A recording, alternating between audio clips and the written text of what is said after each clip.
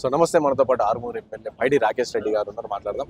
Sir ఒక నిమిషం sir, చెప్పండి సార్, ఆపరేషన్ సింధూర్ గురించి. సో తెలంగాణ ఆయన మోడీ పిలుపునిచ్చారు, సో దీని గురించి ఏం చెప్తారు? ఆపరేషన్ సింధూర్ అంటే ఏదైతే పహల్గామ్ లాంటి ఘటనలో ప్రత్యేక హిందువులను వేరు చేసి మా హిందూ స్త్రీల నుదుటిపొట్టు చెరిపిన నా కొడుకులకు సమాధానం రావాలి.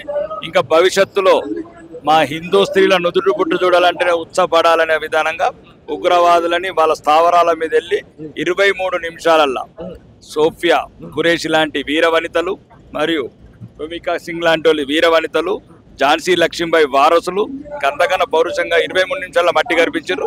అదే కాకుండా పాకిస్తాన్లో ప్రతి హెయిర్ బేస్లు కావచ్చు, ప్రతి బార్డర్స్ బౌండరీస్లో కూడా మేము టార్గెట్, మా విపర్స్ టార్గెట్ చేసినాయి. ఏ సమయంలోనూ ట్రయల్గా చూసుకున్నాం, దేశంని ఎప్పుడన్నా లేపేయచ్చు అని. కానీ మా ముఖ్య ఉద్దేశం ప్రజలను లేపేయడం కాదు, ఉగ్రవాదులు లేపేయడం. ఎవరో కోరుకున్నట్లు యుద్ధం అనేది సినిమా కాదు. యుద్ధము కొద్ది వరకు ఉపయోగపడుతుంది తప్ప ఎప్పుడైనా శాంతి కోరుకునే దేశం ఇది. శాంతి సందేశమే ఇచ్చినాం. ముఖ్యంగా ఆపరేషన్ సింధూర్లో విజయానికి ఒక రకమైన సంఘీభావంగా భారత సైన్యానికి, త్రివిధ దళాలకు ఒక నైతిక మద్దతు కావచ్చు, ధన్యవాదాలుగా సంఘీభావ ర్యాలీలు చేస్తుంది. అంటే ఇటు సీజ్ ఫైర్ అనేది ట్రంప్ ప్రకటించడం అనేది మన ఇద్దరు దేశాల మధ్య కొట్లాడగా, సో వేరే దేశమైనా వచ్చి మాట్లాడడం ఏంది అని చెప్పేసి కొంతమంది అంటున్నారు సార్. సో దీనికి ఇప్పుడు ట్రంప్ ఏదో మాట్లాడుకుంటాడు, జిన్పింగ్ ఏమో మాట్లాడుకుంటాడు, మాకేం సంబంధము? మా దేశం ఏం మాట్లాడుతున్నది, మా త్రివిధ దళాలు, మా ఆర్మీ దళాలు ఏ రకంగా చెప్తున్నాయి మేము చెప్పింది మీరేనండి. ఇప్పుడు చైనా వాడి చెప్పింది, అమెరికా వాడి చెప్పింది, ఇటలీ చెప్పింది కూడా ఇక ఇటలీతో సంబంధాలు ఉన్నాయి కదా కాంగ్రెస్ పార్టీకి. కాబట్టి మా దేశము, మా సైనిక పడవలు, మా త్రివిధ దళాల నమ్మకము, మా సైంటిస్టుల మీద బ్రహ్మోస్ లాంటి మిసైల్స్ తయారు చేశారు, ఆకాశ్ లాంటి మిసైల్స్ తయారు చేశారు. ఈ రోజు మా శాస్త్రవేత్తలు కూడా ఘనంగా ధన్యవాదాలు తెలపడానికి సంఘీభావ ర్యాలీ చేస్తున్నాం. ఇటు సింధు జలాలకు సంబంధించి పాకిస్తాన్ కూడా మాకు నీళ్ళు వదలండి, మాకు చాలా ప్రాబ్లం అయితే మాకు నీళ్ళు లేవు అని చెప్పేసి కూడా పాకిస్తాన్ వేడుకుంటున్న పరిస్థితి.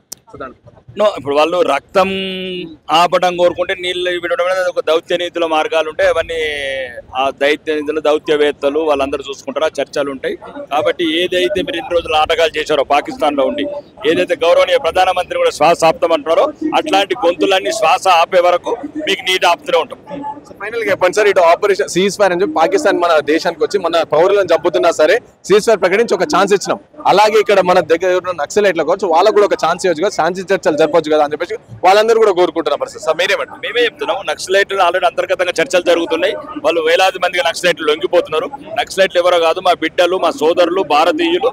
కాబట్టి ఈ రోజు ఈ దేశంలో అవసరం ఉంది, అడవులలో అవసరం లేదు. ఈరోజు సమాజం అంతా భ్రష్టు పట్టిపోయింది, అవినీతి, అహంకారము. అట్లాంటి తెలంగాణలో లక్షల కోట్ల అవినీతి జరుగుతుంది. నక్సలైట్లకు లొంగిపోయి బహిరంగంగా సమాజంలోకి రమ్మంటున్నాం. ఇట్లాంటి కాళేశ్వరం కావచ్చు, విద్యుత్ ప్రాజెక్టులు కావచ్చు, వేలాది కోట్ల అవినీతి సొమ్ము బయటకు తీద్దాం, పేద ప్రజలకు మంచి పెడదాం. Thank you sir.